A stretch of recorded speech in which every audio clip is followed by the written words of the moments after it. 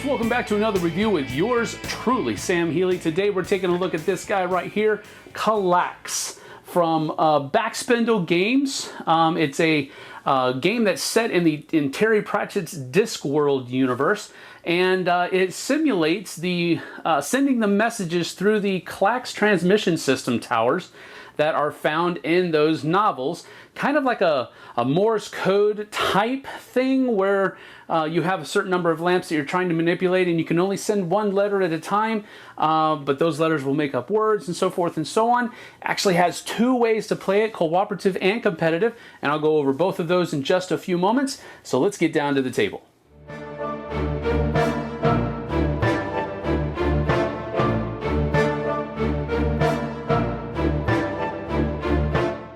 Basically, what you're trying to do is you are tower operators trying to send messages using a kind of Morse code, using this lamp system that are in your different towers. And you have positions that are off or on. The white is where the lamp is on. The dark is where the lamp is off. And you're trying to send these different kinds of program cards, I guess you could say. They're words that you have to send each letter specifically using this specific code for the Clacks transmissions. And so there are two ways that you can actually play this game. There's a cooperative way, which I'll show you later, which uses this entire board, including this map area that's right here. And then there's also a competitive version, which forgoes using the map part and just focuses on the actual towers that are in the middle of the board, the grid pattern. So I'll show you the competitive version first, and this is how it goes. Now, in the competitive version of Clacks, you start with your guy on this start area on the board edge that's closest to you. You have one transmission request form that you start with, which is the word that you're going to have to send first before everybody else.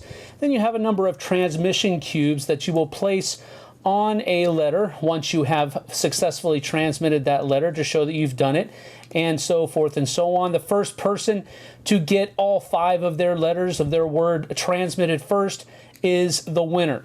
You also start with one fault report card, which can either have a positive effect or a negative effect. If it's a positive effect, you'll want to play it on your turn to help you. If it's a negative effect, you want to play it on one of your opponents on their turn so that you hinder them. And then you also start with a number of jackards that are what you're going to be using to manipulate the different lamps that are on the towers on the playing board. The darkened spaces are the lamps that you will be able to manipulate if you play this jackard, and so forth and so on. And then down at the bottom, this is the number of stress points that you will have to use in order to manipulate those 2 lamps on the board. On your turn, you have a total of 5 stress points that you can use on your turn, and a turn would basically go something like this. On your turn, you would basically start from the start position here, and you get a free move from your start position to any tower position on the board that matches your starting position. So green will always be able to go to these different green areas out here, and your first move out to one of them is free. It doesn't cost any stress points at all. However, on future turns, moving from one tower to the next causes 1 stress point to be used. Now, when you move out to a tower, you are basically putting yourself in the middle of a grid of 6 lamps that you can then manipulate, that you're trying to get to show the pattern for the letter that you're trying to transmit. So on green's turn, they will say, okay, I'm going to take my guy and go out here first because I'm trying to do my O first. And I think that position is going to give me the best possibility of transmitting a letter on my turn. Now again, remember, you only have 5 stress points on your turn to use. So you can only use at most 2 of these cards. You wouldn't be able to use all 3 because that would equal 7 stress points. We only have 5 to work with. So if I go here, I'm going to be manipulate. I want to use these 6 grids to send my letter, but I can manipulate any of the ones out there that I want to. So maybe I'll play this card first. Now this has 3 stress points on it, so I'll have 2 left after that. And I can orient this however I want to manipulate. As long as it's in this T pattern here, these 4 spaces have to be manipulated. So I could not, for example, play it here and then flip this one, and this one, because then I wouldn't be flipping one over here. That would be illegal. But I could play it where I flip this one, this one, this one, and this one. So after having played that Jackard, I have spent 3 stress points, and this one isn't going to really help me. This is the one that I really want to play because this one will actually finish the letter for me, but I can't because that'll take me up to 6 stress marks and you can only play 5. So at this point, my turn is done. I would draw another Jackard from the bag to replace up to 3, and then it'll be the next person's turn. Okay, so then it comes back to green's turn after black and blue have already gone, and they've made their move, and you can tell that this pattern has really been kind of messed up, and that's really kind of the nature of the game. So on green's turn, they're going to go ahead and stay where they are because they still haven't built that first letter, and they're going to try to salvage something here. So the first thing they're going to do is play this one right here, which flips over all of these guys.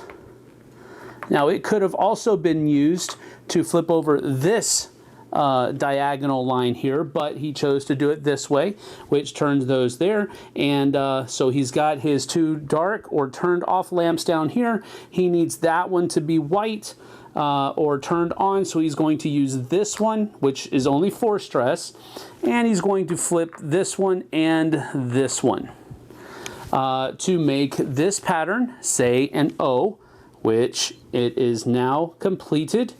He would discard these 2, draw 2 new cards, and the game would continue. And that's how you play the competitive version. The first person to finish their letters, which make up a word, is the winner. Now, in the cooperative version of the game, you are all working together, of course, to send one message from Ankh-Morpork to Genoa. Now, the whole gist behind the cooperative version of the game is that in the Discworld novel Going Postal, a race takes place between the post office and the Grand Trunk Semaphone Company's Clacks towers to see who can send a message the fastest. So the post office is going to be moving along either the easy track or the hard track. You determine which one you want to do. And then the players of the game are going to be operating the Clacks system to try to send this message. Now, the basic mechanics are still the same. You're still trying to manipulate the lamps that are out here on the board. However, you don't have a pawn that you're going to be moving out and manipulating. You can simply, on your turn, manipulate any of the grids of 6 out there to do the next letter. Now, the problem is that you do have to start with this end and work this way, doing a space in the middle, which is similar to, which is that right there. And then at the end, you also have to do the end symbol as well. So you have to send 12 letters, which is what these guys are for. Once you send a letter correctly, you will place a marker on that letter and then put a tower out on the board indicating that you have completed. So that's to simulate, I guess you could say, the message being sent from one tower to the next, to the next, and to the next, and so forth and so on. Now, there are a couple of caveats here. There are the introduction of 2 different kinds of cards. First of all, you have the operator log cards, and then you also have the incident report cards that are over here. And these are tiles that you can swap if you have your tiles turned over here and you don't really get any good use out of these 2 tiles. You can choose to swap one of these 2 with the one you have, but if you do that, you're going to have to take stress, and you're also going to have to do whatever the effects of the card is. Most of the time they are bad cards because these towers have been being used all day and now you're trying to perform a race on them. They're getting overheated and so forth and so on. Now, taking stress, you don't have a limit of stress that you can take every turn. You can produce as much stress as you want on the machines that you're manipulating. However, for every point of stress, the post office is going to move along their track. So, for example, if I played both of these these jackards on my turn, maybe it got me to get that D transmitted, maybe it didn't, but it will produce 5 stress, which means these guys will move 1, 2, 3, 4, 5 along the track. So again, it's a race to get the message delivered from Ankh-Morpork to Genoa first. If you use too much stress, the post office will get there first, and the players have lost the cooperative game. But if you correctly manage the amount of stress that you're sending and you work together well to get these different letters transmitted, well, then each towers, all of these 12 towers will have been placed out on the board, and you will have won.